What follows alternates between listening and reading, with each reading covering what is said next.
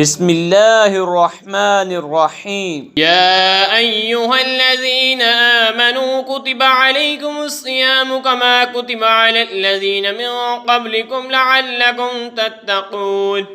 اے ایمان والو، تم پر روزے فرض کیے گئے ہیں جیسے اگلوں پر فرض ہوئے تھے کہ کہیں تمہیں پرہیزگاری ملے۔ ایاما معدودات فمن كان منكم مريضا او على سفر فعدة من ايام اخر وعلى الذين يطيقونه فدية طعام مسكين فمن تطوع خيرا فهو خير له وَأَن تَصُومُوا خَيْرٌ لَكُمْ إِن كُنتُمْ تَعْلَمُونَ۔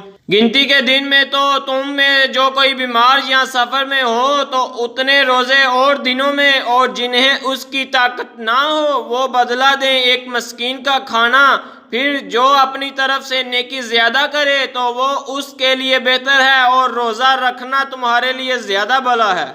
شہر رمضان الذي أنزل فيه القرآن هدى للناس وبينات من الهدى والفرقان فمن شهد منكم الشهر فليصمه ومن كان مريضا أو على سفر فعدة من أيام أخر يريد الله بكم اليسر ولا يريد بكم العسر ولتكملوا العدة ولتكبروا الله على ما هداكم ولعلكم تشكرون۔ اگر تم جانو رمضان کا مہینہ جس میں قرآن اترا لوگوں کے لیے ہدایت اور رہنمائی اور فیصلہ کی روشن باتیں، تو تم میں جو کوئی یہ مہینہ پائے ضرور اس کے روزے رکھے، اور جو بیمار یا سفر میں ہو تو اتنے دن روزے اور دنوں میں رکھے۔ اللہ تم پر آسانی چاہتا ہے اور تم پر دشواری نہیں چاہتا، اور اس لیے کہ تم گنتی پوری کرو اور اللہ کی برائی بولو اس پر کہ اس نے تمہیں ہدایت کی اور کہیں تم حق گزار ہو۔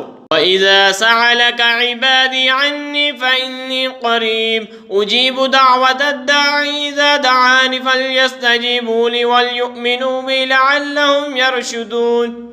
اور اے محبوب، جب تم میں سے میرے بندے مجھے پوچھیں تو میں نزدیک ہوں، دعا قبول کرتا ہوں پکارنے والے کی۔ جب مجھے پکارے تو انہیں چاہیے میرا حکم مانیں اور مجھ پر ایمان لائیں، کہیں راہ پائیں۔ أُحِلَّ لَكُمْ لَيْلَةَ الصِّيَامِ الرَّفَثُ إِلَىٰ نِسَائِكُمْ هُنَّ لِبَاسٌ لَكُمْ وَأَنتُمْ لِبَاسٌ لَهُنَّ عَلِمَ اللَّهُ أَنَّكُمْ كُنتُمْ تَخْتَانُونَ أَنفُسَكُمْ فَتَابَ عَلَيْكُمْ وَعَفَا عَنكُمْ۔ روزوں کی راتوں میں اپنی عورتوں کے پاس جانا تمہارے لیے حلال ہوا، وہ تمہاری لباس ہیں اور تم ان کے لباس۔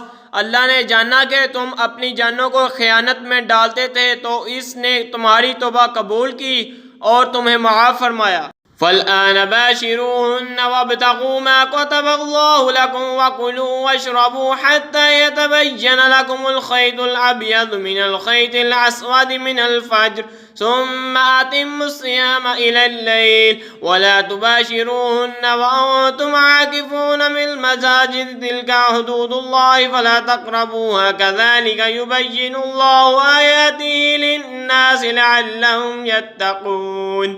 تو اب ان سے صحبت کرو اور طلب کرو جو اللہ نے تمہارے نصیب میں لکھا ہو، اور کھاؤ اور پیو یہاں تک کہ تمہارے لیے ظاہر ہو جائے سفیدی کا ڈراؤ سیاہی کے ڈورے سے پھوٹ کر، پھر رات آنے تک روزے پورے کرو اور عورتوں کو ہاتھ نہ لگاؤ جب تم مسجدوں میں اعتکاف سے ہو۔ یہ اللہ کی حدیں ہیں، ان کے پاس نہ جاؤ۔ اللہ یوں ہی بیان کرتا ہے لوگوں سے اپنی آیتیں کہ کہیں انہیں پرہیزگاری ملے۔ وَلَا تَأْكُلُوا أَمْوَالَكُمْ بَيْنَكُمْ بِالْبَاطِلِ وَتُدْلُوا بِهَا إِلَى الْحُكَّامِ لِتَأْكُلُوا فَرِيقًا مِّنْ أَمْوَالِ النَّاسِ بِالْإِثْمِ وَأَنتُمْ تَعْلَمُونَ۔ اور آپس میں ایک دوسرے کا مال ناحق نہ کھاؤ، اور نہ حاکموں کے پاس ان کا مقدمہ اس لیے پہنچاؤ کہ لوگوں کا کچھ مال ناجائز طور پر کھا لو جان بوجھ کر۔